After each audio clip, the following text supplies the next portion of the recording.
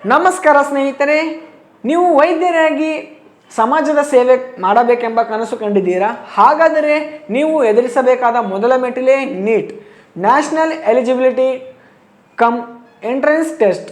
ಈ ಪರೀಕ್ಷೆ ಎಂದರೇನು, ಯಾರೆಲ್ಲ ಬರೆಯಬಹುದು ಮತ್ತು ಇದರ ತಯಾರಿ ಹೇಗೆ, ಇದೆಲ್ಲ ಮಾಹಿತಿ ನಾನು ಈ ಒಂದು ವಿಡಿಯೋ ಮೂಲಕ ತಿಳಿಸಿಕೊಡ್ತಾ ಹೋಗ್ತೀನಿ. ಅದಕ್ಕೂ ಮುನ್ನ ನಮ್ಮ ಚಾನಲನ್ನು ಸಬ್ಸ್ಕ್ರೈಬ್ ಮಾಡ್ಕೊಂಡಿದ್ದಿಲ್ಲ ಅಂದರೆ ಕೂಡಲೇ ನಮ್ಮ ಚಾನಲನ್ನು ಸಬ್ಸ್ಕ್ರೈಬ್ ಮಾಡ್ಕೊಳ್ಳಿ.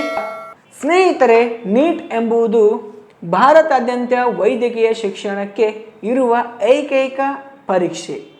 ನೀವು MBBS, BDS, ದಂತ ವೈದ್ಯಕೀಯ ಅಥವಾ ಆಯುರ್ವೇದ, ಹೋಮಿಯೋಪತಿಯಂತಹ ಆಯುಷ್ ಕೋರ್ಸ್ಗಳಿಗೆ ಸೇರಬೇಕೆಂದರೆ ಈ ಪರೀಕ್ಷೆ ಕಡ್ಡಾಯ.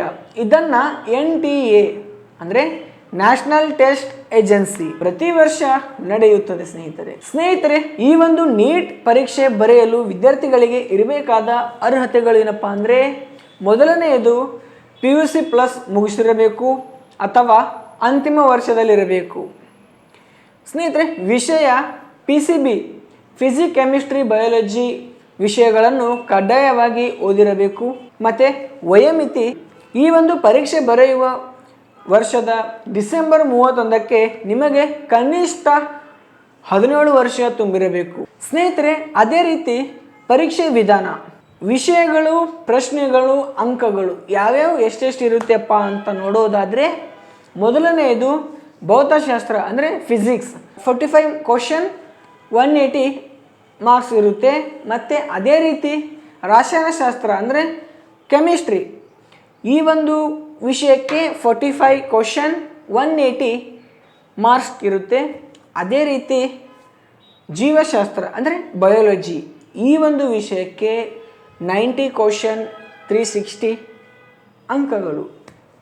ಸ್ನೇಹಿತರೆ, ಒಟ್ಟು 180 ಕ್ವಶನ್, 720 ಮಾರ್ಕ್ಸ್ ಇರುತ್ತದೆ. ಸ್ನೇಹಿತರೆ, ನೆನಪಿಟ್ಕೊಳ್ಳಿ, ಪ್ರತಿ ಸರಿ 4+ ಅಂಕ ಅಂದರೆ ಪ್ರತಿ ತಪ್ಪು ಉತ್ತರಕ್ಕೆ -1 ಅಂಕ ಅಂದರೆ ನೆಗೆಟಿವ್ ಮಾರ್ಕಿಂಗ್ ಇರುತ್ತೆ. ಆದ್ದರಿಂದ ಎಚ್ಚರಿಕೆ ಅಗತ್ಯ.